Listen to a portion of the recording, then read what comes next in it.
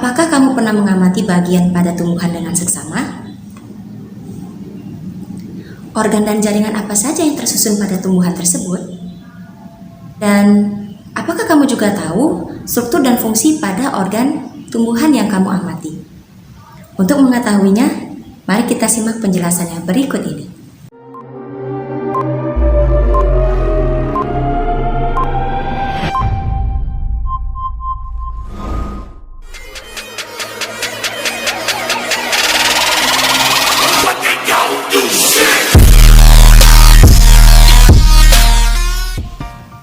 Assalamualaikum anak-anak ibu sekalian. Bertemu lagi dengan Ibu Tuti. Kali ini materi pada pembelajaran kita kali ini adalah materi dari bab 3, yaitu struktur dan fungsi jaringan pada tumbuhan. Kali ini kegiatan yang akan kita lakukan adalah aktivitas 3.1, yaitu mengidentifikasi organ penyusun tumbuhan beserta fungsinya. Kamu dapat melihat di buku paket halaman 108 ya anak-anak ibu sekalian. Nah, penjelasan yang pertama adalah struktur dan fungsi akar. Akar secara umum terbagi atas dua jenis, yaitu akar tunggang dan akar serabut. Akar umumnya berada di bawah permukaan tanah. Akar itu tidak berbuku-buku, kemudian warnanya juga sedikit keputih-putihan atau kekuning-kuningan. Nah, akar berfungsi untuk menambatkan tubuh tumbuhan di dalam tanah. Kemudian fungsi selanjutnya adalah untuk menyerap air dan mineral dari dalam tanah. Dan untuk beberapa tumbuhan ada yang termodifikasi akarnya, sehingga fungsi akar yang termodifikasi itu adalah tempat penyimpanan cadangan makanan. Oke, penjelasan yang kedua adalah mengenai batang. Pada umumnya batang berdiri tegak di atas permukaan tanah. Batang ini menyokong daun dan juga bunga ya, anak-anak ibu sekalian. Fungsi batang pada umumnya menyokong bagian pada tumbuhan, kemudian menyerap air dan mineral dari akar menuju daun. Dan untuk batang yang termodifikasi, batang ini berfungsi untuk menyimpan cadangan makanan. Contohnya seperti tebu, kentang, dan kunyit. Kemudian yang ketiga adalah struktur dan fungsi pada daun. Ini Ibu. Daun merupakan organ yang menempel pada batang. Daun secara umum berwarna hijau. Nah, struktur daun itu berbeda-beda, ada yang menjari, ada yang sejajar, dan lain-lain anak ibu.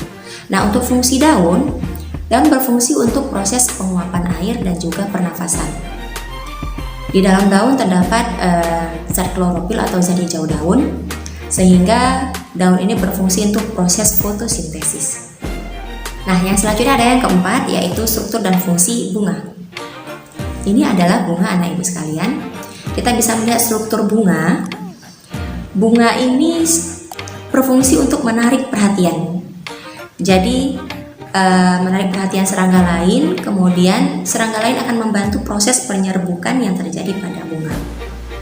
Bunga terdiri atas beberapa bagian. Kita lihat di sini ada kepala putih, benang sari, kemudian ada mahkota, kelopak, dan tangkai. Yang terakhir, yang kelima adalah struktur dan fungsi buah dan biji. Jika kamu lihat di struktur bunga tadi, ada di bagian kepala putik di bawahnya, itu ada bakal buah atau ovarium. Nah, di dalam bakal buah ini nanti akan ada satu atau lebih bakal biji. Nah, bakal buah akan menjadi buah nantinya dan bakal biji akan menjadi biji. Jadi anak ibu, itu penjelasan mengenai struktur dan fungsi jaringan pada tumbuhan. Semoga yang ibu sampaikan tadi dapat kamu perhatikan dengan baik, kemudian kamu juga bisa memahaminya sehingga kamu dapat melakukan kegiatan aktivitas 3.1, yaitu mengidentifikasi organ penyusun tumbuhan beserta fungsinya. Oke, sekarang tugas kamu adalah membuka modul. Di situ ada dua kegiatan yang akan kamu lakukan. Yang pertama adalah mengamati struktur tumbuhan, kemudian kamu akan merangkum fungsi dari masing-masing struktur tersebut, nama dan fungsinya anak ibu ya, seperti ini tabelnya. Kemudian tugas yang kedua adalah di halaman selanjutnya ini ada berbagai macam tumbuhan yang akan kamu identifikasi struktur batang, daun, dan akarnya, dari jahe, kunyit, wortel, kentang, ubi, dan lain-lain. Nah, untuk tugas ini Ibu berikan waktu 1 minggu anak Ibu. Jadi untuk Kamis depan tugas ini harus sudah selesai. Dan tugas ini akan Ibu berikan melalui link Google Form yang akan Ibu share nanti di classroom. Demikian penjelasan yang Ibu bisa berikan kepada anak Ibu sekalian. Selamat mengerjakan, tetap semangat, selalu sehat, belajar dari rumah, dan terima kasih. Assalamualaikum warahmatullahi wabarakatuh.